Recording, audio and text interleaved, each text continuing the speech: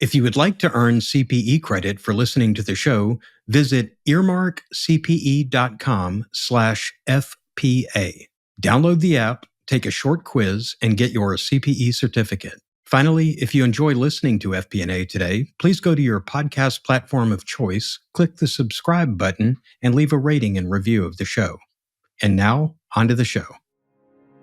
From Data Rails, this is FP&A Today.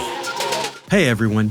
I wanted to pop in with a quick note ahead of today's episode. We've recently received some feedback from our listeners. We've had some special requests for more grizzled financial analysts on the show. Not that we don't love our influencers and leaders, but we heard from our listeners that they want to hear more insights from the trenches.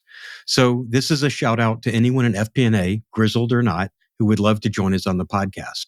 If you know someone who's making waves in FP&A, or if you'd like to come on yourself, just drop me a message on LinkedIn. Now, on to the show.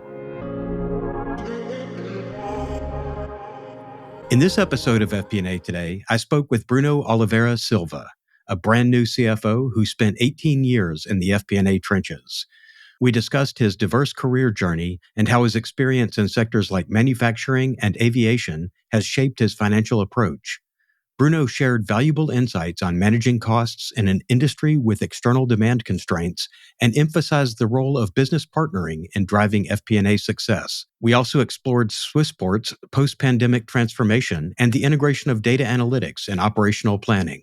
Let's dive in. Bruno, welcome to the show. Hi, Glenn. Very honored to be here. Honored to be the first Brazilian in your show, right? So, I was going to say, we discussed before we came on. You are our first Brazilian, so welcome. We could spend the whole show probably talking about the Twitter ban in Brazil, but I guess we'll focus on finance instead. Yes, let's go. But thank you for the opportunity. So.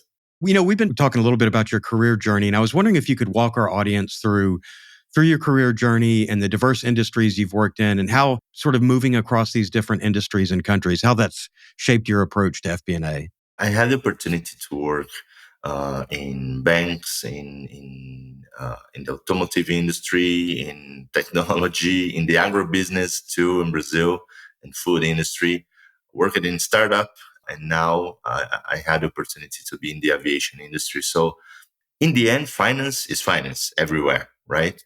But having the opportunity to understand these very different kind of businesses and how we can create value in all of them, it's a unique opportunity to apply where you are, right? Because you can gather these different approaches, the different views, and apply in such an unique view. So I really believe that when I understood that I needed to change my career from finance transaction function to this strategic finance, that's where I really became more relevant to the companies that I work.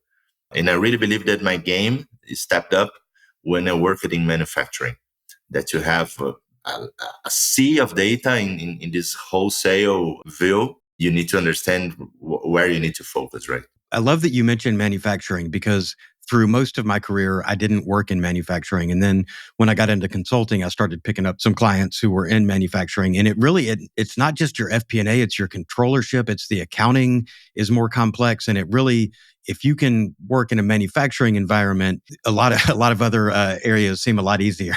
No, and the taxes that you have a very complex environment, and even more working in Brazil that has such a complex tax government structure. So it was really nice to be there and to learn a lot from it. So manufacturing has its challenges, and I'm sure aviation does. And I'm thinking about working in these different industries with operational challenges. And obviously all industries do have this, but managing costs in aviation when you don't really control demand and kind of working through these operational challenges. How has that influenced your approach to finance? We talked before the call about business partnering and all the challenges and everything. And so I would imagine seeing these different industries and these different challenges, you've had to tailor your FP&A approach along the way. The example that you gave, for example, for Swissport, that we don't have too much control on our demand because the airlines They control their schedule, and we as their service providers, we need to adapt and to be sure that we are cost aligned. So we need to be very good on managing our costs. That's the key. When I understood this movement in Swissport, also is very important to understand where are the business going. How can we evolve the way the things that we are doing? So to be very good on managing costs, we need to be very good on transforming our business, on doing things better each day, on the future better, right? I think that, for example, considering the complexity of the seasonality of the travel industry, it's a very important factor too to have a good planning. Maybe not a 3-5 years plan, but if you plan very well your 3 to 6 months ahead, you have great chances to be successful. So For this planning, identification of metrics and everybody in the company being locked in and understanding the same metrics is so important. And when, I'm thinking about cost management, I'm assuming, pretty tight margins. So managing costs is very important. So when you're working with these external demand constraints and you've got to optimize cost management, what are the key metrics that you're tracking? Like how often are you reporting on these metrics, and what are the most important? And maybe talk a little bit about some that might be, if you have examples like of leading indicators and which ones are lagging indicators, and what, when you're talking to the rest of the C-suite and to management across the company, what are the key metrics that everyone's focusing on?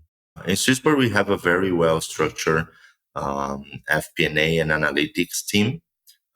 These are two separate teams, and the analytics team has been working very well with us to being able to provide us information from the operations, because the most important thing for Swissport is safety.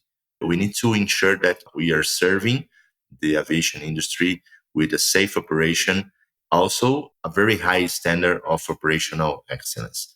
So there are a lot of information that we can track daily from the airports, the details of the flights, what was the if we are achieving the SLAs, and what is the perception of our clients regarding NPS with several aspects in these surveys that are applied weekly. Of course, the financial results are formed with the quality of the operation and the perception of the clients on it. So it's not by chance, right?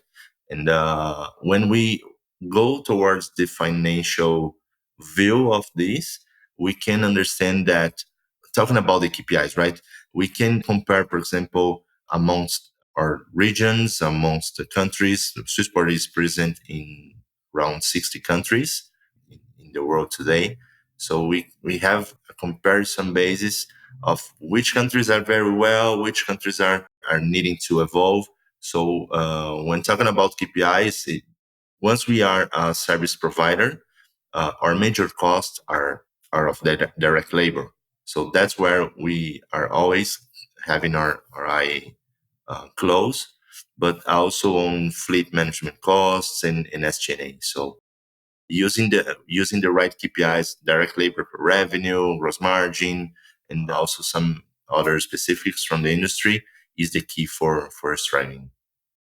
And you mentioned in there that you've got the FP&A team and then the BI or data analyst team being separate. And your data analyst team, do they roll up to IT? Are they? And then I'm guessing they've adopted sort of the same business partnering approach like the FP&A team does. So tell me a little bit about the FP&A team working with the data analysts and how that flow of information goes, and how much direct access FP&A has to information versus how much they're dependent on, BI pulling that for them. The FP&A function we cannot depend on IT to do most part of our job, right? But also we need to respect the IT governance and all the limitations and the policies that the company has. So when we are developing new models, when we are developing new views and exploring this sea of information that that huge companies like Swissport has.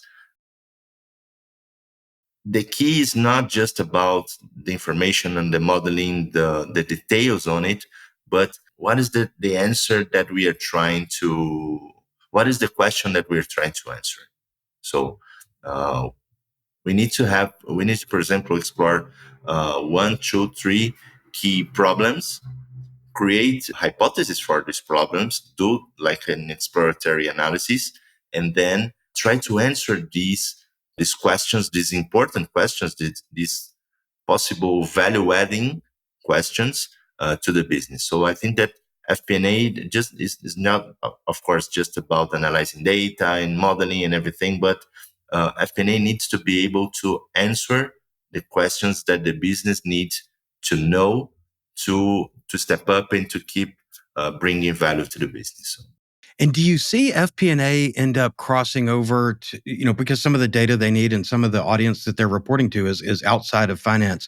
Do you see the FP&A team crossing over? Like I'm picturing two Venn diagrams of the BI group and the FP&A group, and I'm imagining there's a lot of overlap. Is it difficult sometimes to know where that line, is it a hard line or kind of a blurred line on the type of reporting? I'm thinking about things like establishing kind of your data lexicon and everybody understanding this, reporting on this from the same source of truth and understanding all that. Is FP&A pretty involved with the BI group with defining all that? Yes, yes. The point is that FP&A almost transitions between everything, right? We are a focal point. We are a communication focal point almost all the time. And mainly when we are talking country management, as I am in Mexico today. So when you consider that FP&A needs to drive this communication, as I said, we need to direct the data people to help us to answer the questions of the business. So I really understood in the last years the importance of the business partnering and how can we leverage and transform a company, making FP&A the center of this communication. So we need to show people where the money is and how can they increase value addition to the business. So I think that that's how finance can make a difference. Yeah, I agree. And this is, being able to do that, it's really, hopefully it's the kind of thing that helps finance move from this sort of reputation as a cost center to a real value add to the business. And when you have that good partnership with BI and have strong teams, that's great. Yes, because sometimes we can have a lot of fancy dashboards and a lot of things in finance and 2,000 different views from the things, but from my experience, almost all the time, if you have the right 10 analysis, you're going to succeed. Business partnering, and we talked about this before the show, it's so important and it's really making a difference. And like when I started my career and when you started yours, business partnering wasn't a term that we were using back then. But we did talk some about how these cross-functional relationships can help really drive success. Can you maybe give us an example of how some of those cross-functional relationships, either at Swissport or at prior companies, how have they driven success in your FP&A initiatives? In a lot of companies that, and I'm not talking about global companies and large companies, you can use examples of small and medium companies that has different areas, different business lines, different regions or geographies to manage. We need to make people talk between each other. So as I said, when finance, when FP&A is in the center of this communication, driving the value addition horizontally and vertically, we really make the difference. We can use examples of business that have geography management, regional management, and the simple benchmarking of some KPIs and making people have change best practices and change what are the initiatives that everyone are doing is an example of how how quickly you can make the ones that are not that well step up in the show. So I really believe that the communication is the key for finance. Yeah, absolutely, absolutely, and it's nice to think about finance sort of getting out of that ivory tower where you're just sitting in front of your keyboard, just modeling things out based on, historical data or whatever, and really partnering and working across with the other teams. Do you ever see power struggles with that crossover and overlapping? Do you ever have to deal with sort of a turf war, or working with BI of, oh no, this is ours, we report on this, you stick to your lane? Do you have any examples of areas like that where you've had to overcome sort of that friction between different groups? This often happens because when finance is in the middle of this communication, it's very common that finance also try to overmanage the things, right? But we need to respect these boundaries with other areas, with operations, logistics, commercial. So we need we need to influence into a point where they can put energy, but we need to respect these boundaries and these limits. So when you create a trustable relationship, will make easier this influencing and this business partnering role. This can make a lot of difference too, to make people trust you.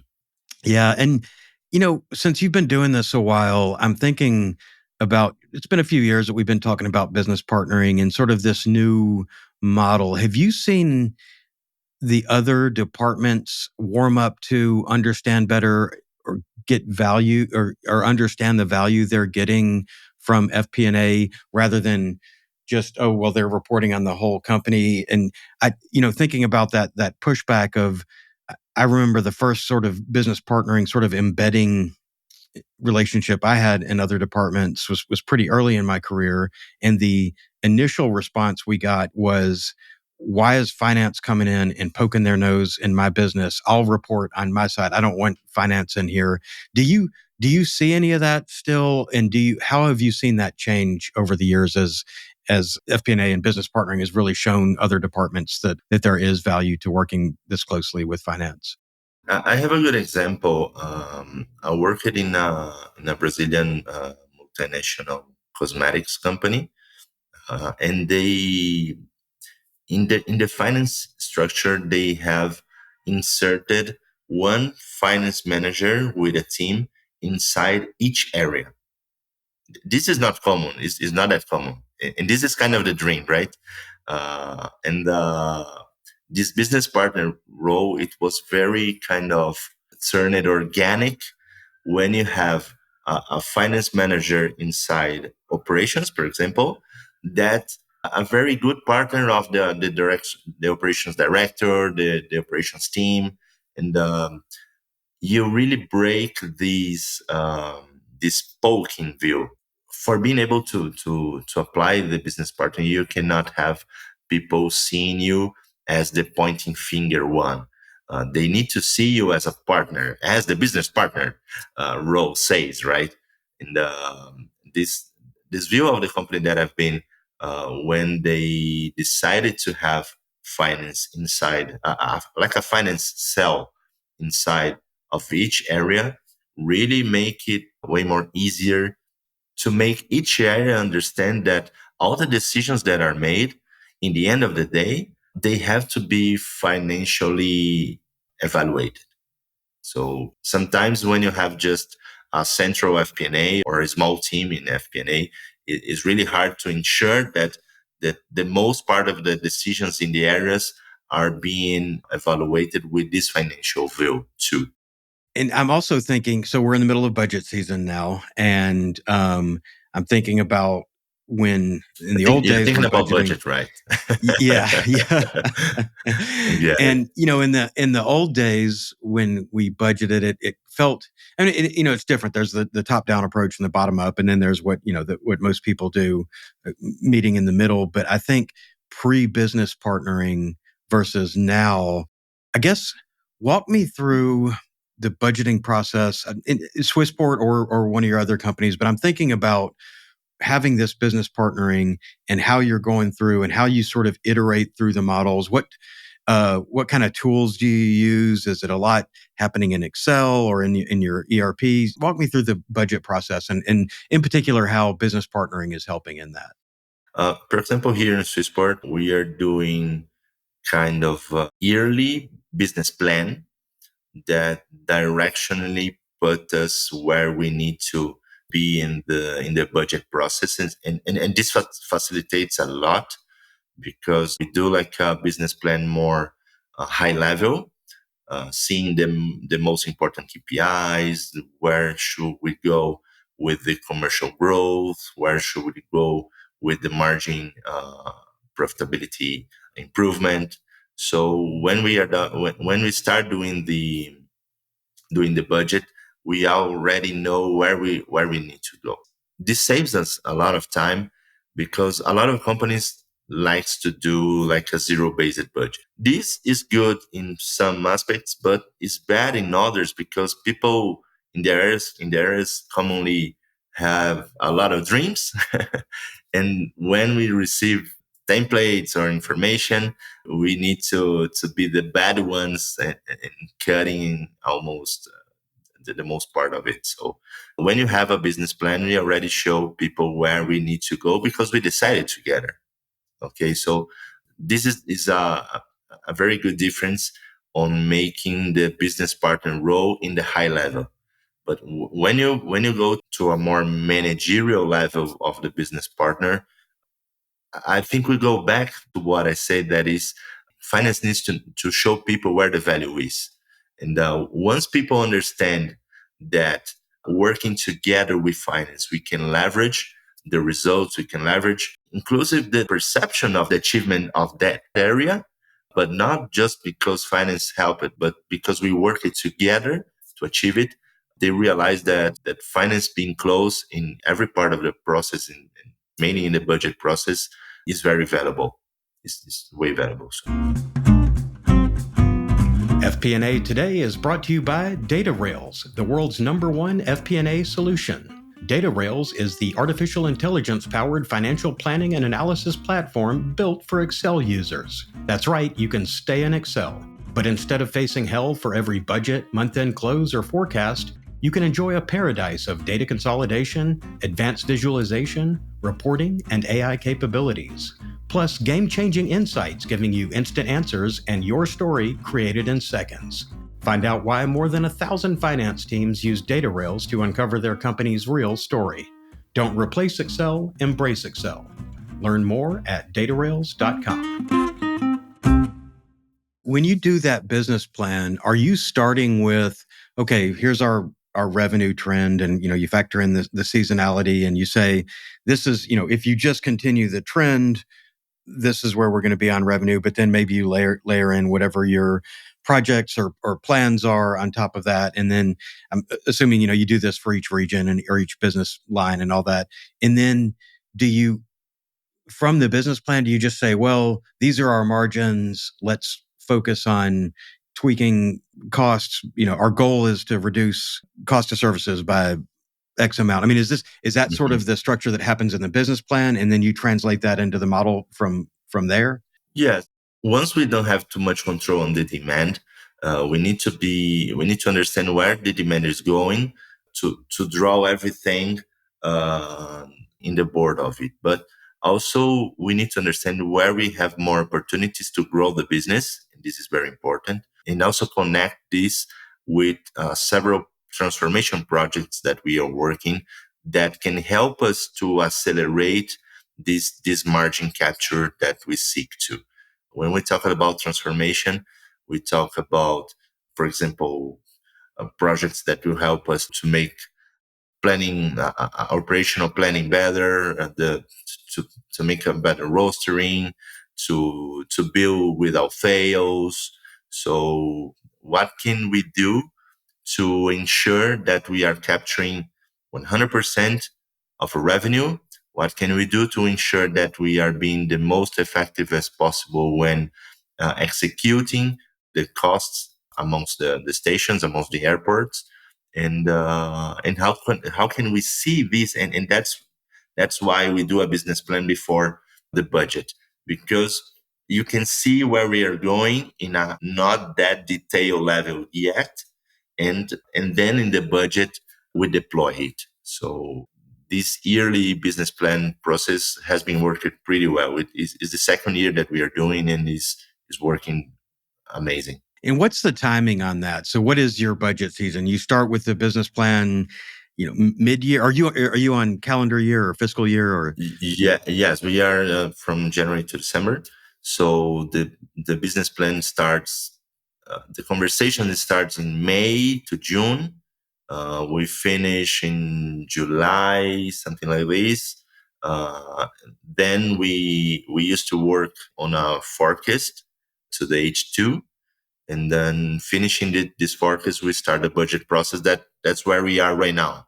We just kicked off in the budget process, and we are hoping to finish in the end of November, possibly. Gotcha.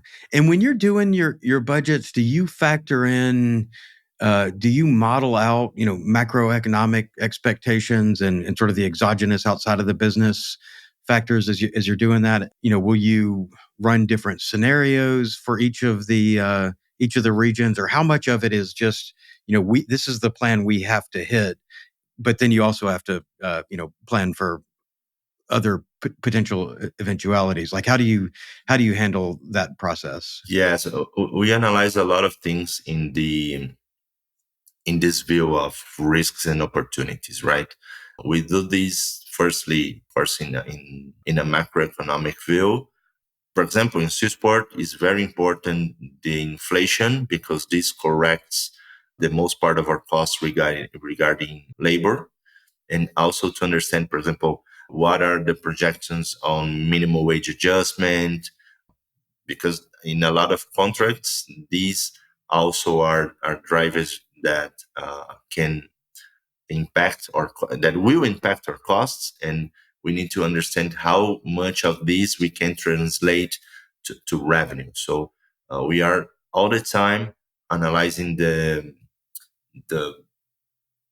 the possibilities of the renewals of the contracts, of where we are going on this margin side, on where my costs are going to be and how can we work to translate it to the revenue. So this happens during the whole year, because we not only have contracts that have their timing starting in January. We have, for example, contracts that have anniversary in the middle of the year. So these negotiations with the clients, with the airlines, are going during the whole year. So I want to shift to another part of what your focus has been in your career.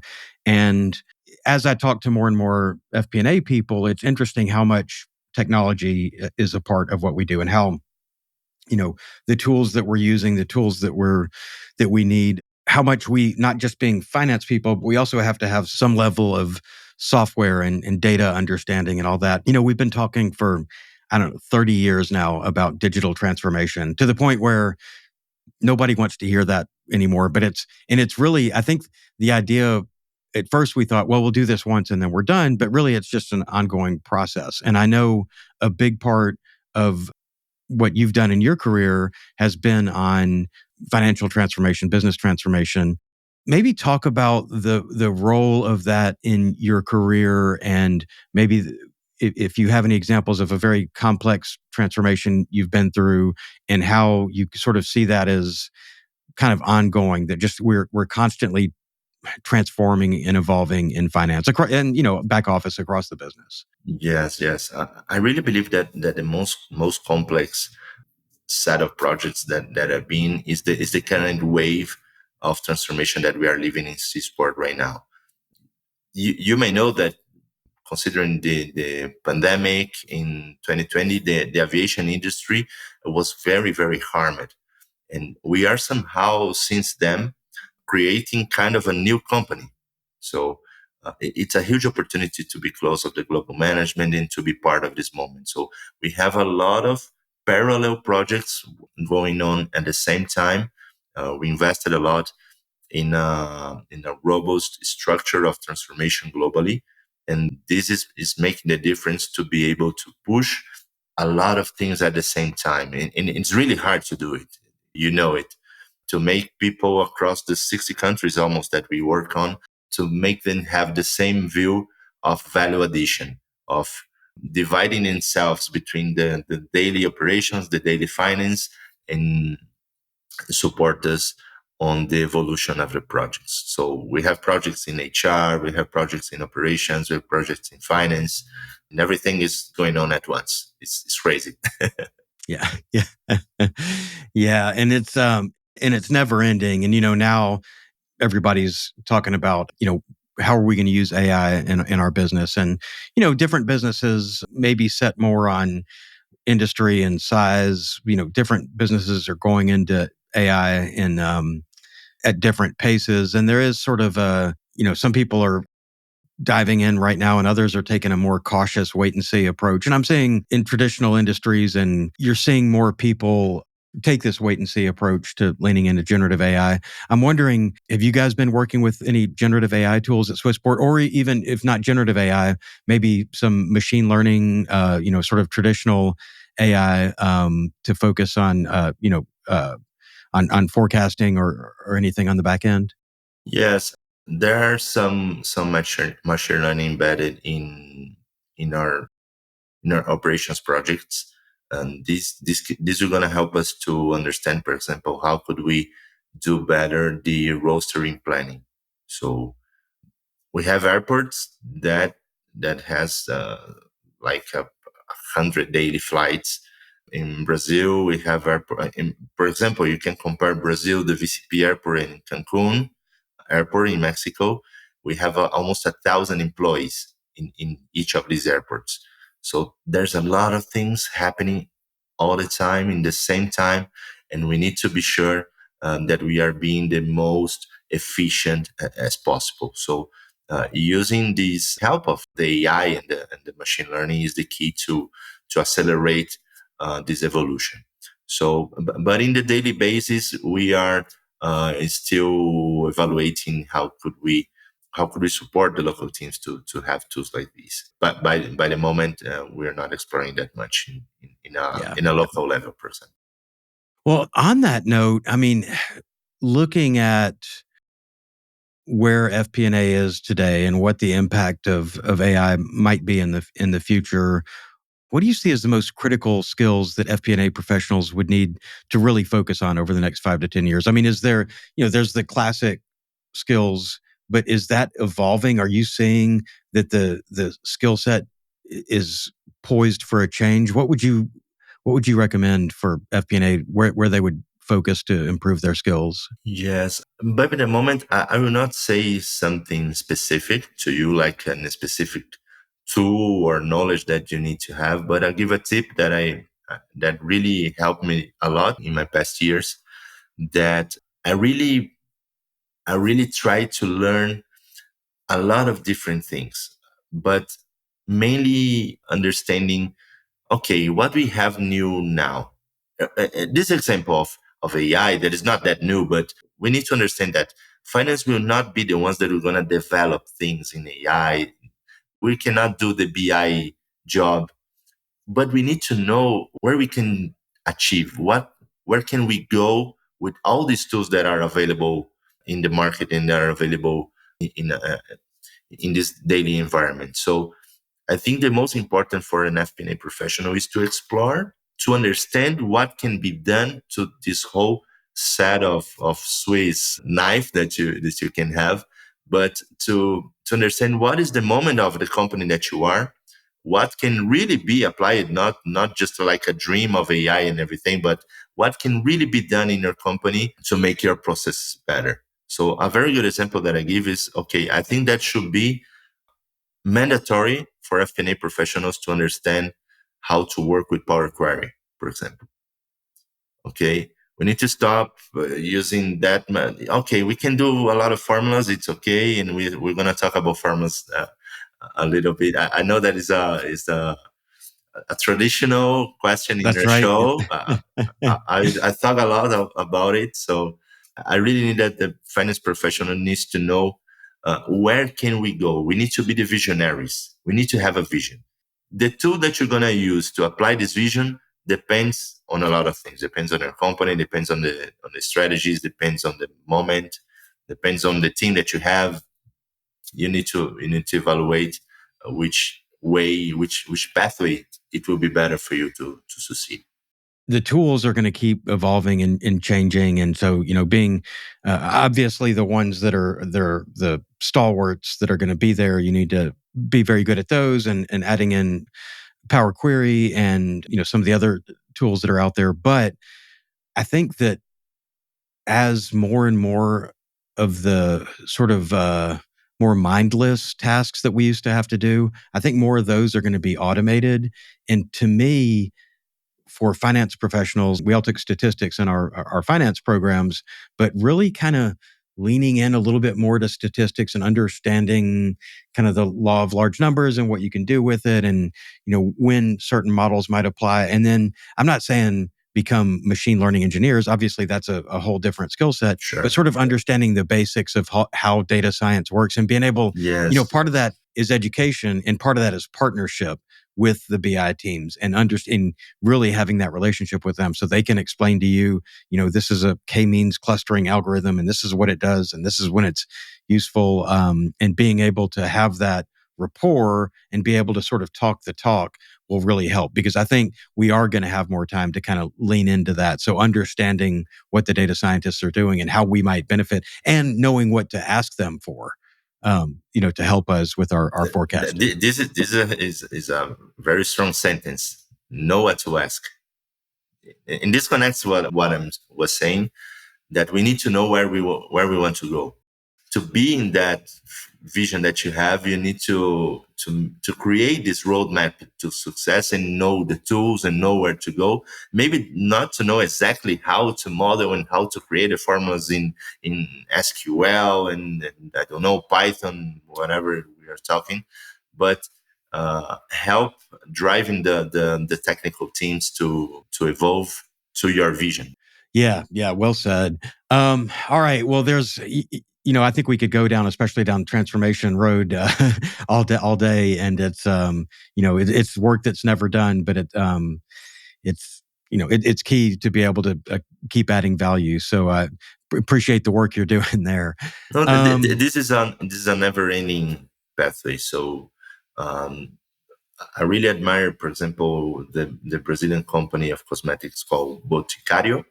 They have a first-class data team, and they are doing things that no one is doing in the world. We can really invite our audience to research a little bit about the data work of the Boticário team, and they will understand how could also the data team and IT team be an accelerator of a lot of understanding of this kind of questions that I was saying that finance needs to help as answering to.